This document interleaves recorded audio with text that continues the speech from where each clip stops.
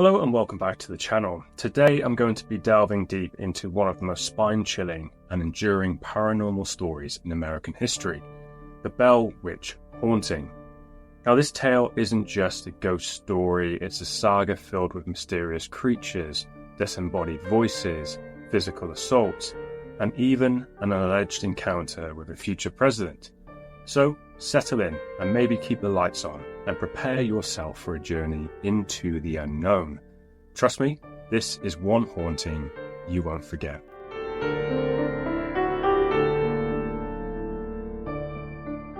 Our story begins in the early 1800s, around 1817, in a rural farming community of Tennessee. The Bell family, led by patriarch John Bell, had moved to the area from North Carolina. They purchased a large piece of fertile land, aiming to build a prosperous life. The family was well respected and active in their local church, embodying the American frontier spirit. Now, life was good, until it wasn't. The unsettling events began innocently enough. One day, while inspecting his cornfield, John Bell encountered a strange creature sitting in the middle of a row, described as having the body of a dog and the head of a rabbit. The creature vanished when he shot at it. Now, he thought little of the incident, dismissing it as a trick of the light. But soon after, the family began hearing peculiar noises in and around their home. At night, there were sounds of rats gnawing on bedposts, stones hitting the walls, and chains dragging across the floors. The children would wake up terrified, claiming that their bed covers were being pulled off and their pillows tossed onto the floor. As weeks turned into months, the disturbances intensified. The youngest daughter, Betsy Bell, bore the brunt of the entity's aggression. She was slapped, pinched, and had her hair pulled by invisible forces. Welts and handprints would appear on her face and body, leaving the family distraught and helpless. Now, the entity didn't stop at physical assaults. It began to speak. At first, the voices were faint, like a whisper, but over time it grew stronger and more articulate.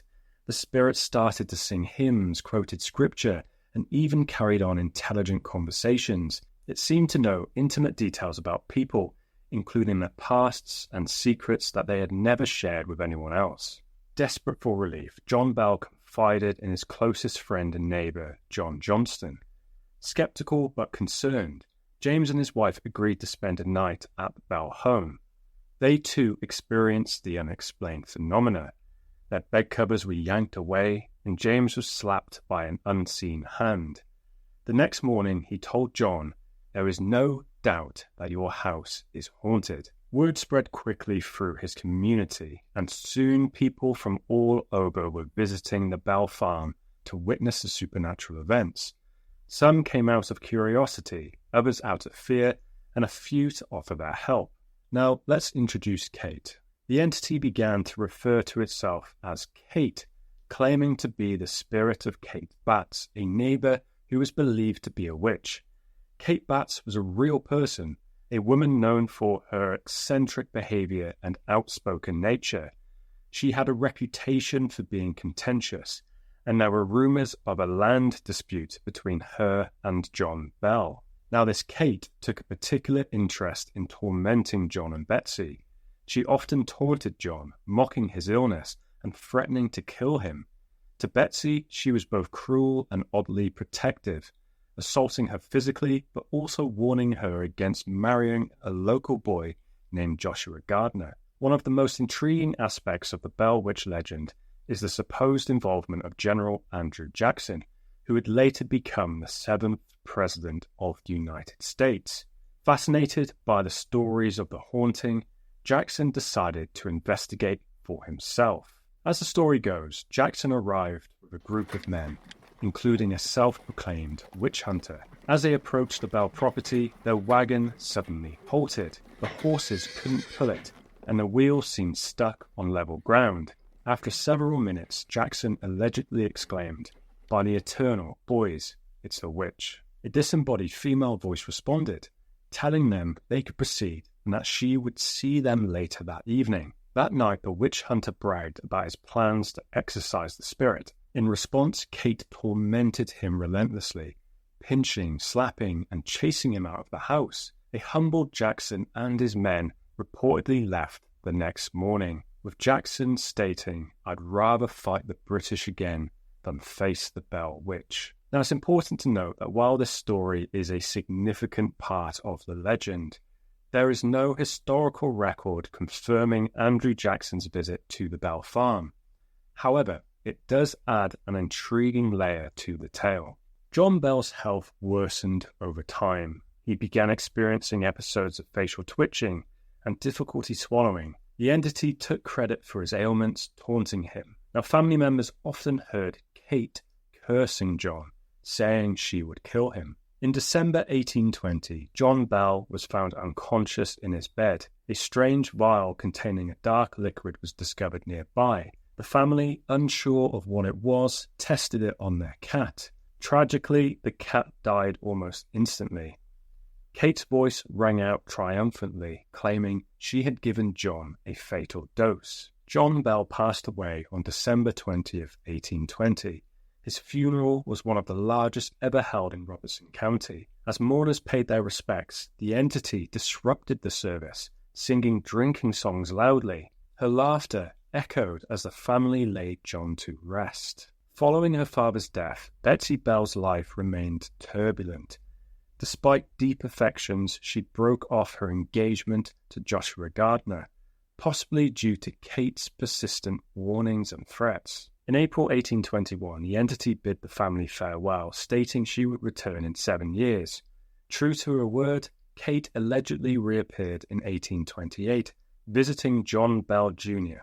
She engaged him in conversations about the past, present, and future, including discussions about spirituality, the origin of life, and predictions of future events. After 3 weeks, she departed again, promising to return 107 years later in 1935. While there were no significant reports of the entity's activities in 1935, many believe that the spirit never truly left the area. Today, the Bell Witch Cave, located on the Old Bell property, is a focal point for paranormal enthusiasts and curious visitors. The cave is said to be one of the few places where the entity still lingers. People report hearing unexplained noises, seeing shadowy figures, and experiencing equipment malfunctions. The cave, along with the legend itself, has become an integral part of local folklore, attracting attention from all over the world. The Bell Witch haunting has been the subject of speculation for over 2 centuries. Several theories have emerged to explain the phenomena. First is the spirit of Kate Batts. Many believe that the entity was indeed the ghost of Kate Batts, seeking revenge against John Bell for perceived wrongs. Another is poltergeist activity. Some suggest it was poltergeist activity centered around Betsy Bell, possibly a manifestation of her subconscious due to stress or trauma. There's also family dynamics. A few historians propose that the events were fabricated or exaggerated to cover up family issues such as abuse or mental illness. There's also mass hysteria. Skeptics argue that the haunting was a case of mass hysteria fueled by superstition and the power of suggestion. There's also the possibility that the story was embellished or invented entirely to generate fame or financial gain. Now, despite the numerous theories, no definitive explanation has been established, keeping the legend alive and the mystery unsolved. Before we conclude, I want to extend a personal invitation to all of you. If you've ever encountered something that defies explanation, be it a ghostly apparition, a UFO, or a phenomenon that left you questioning reality, please visit yourparanormalstory.com. Share your story, read other experiences, and join a community that's dedicated to exploring the mysteries that surround us. So, what do you make of the Bell Witch haunting? Was it a vengeful spirit, a case of collective delusion, or something else entirely? The tale leaves us with more questions than answers, serving as a haunting reminder of how little we truly understand about the world around us.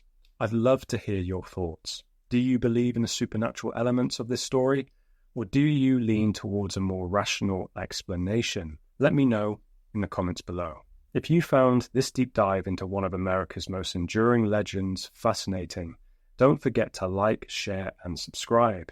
Hit that notification bell so you won't miss any future explorations into the unexplained. Until next time.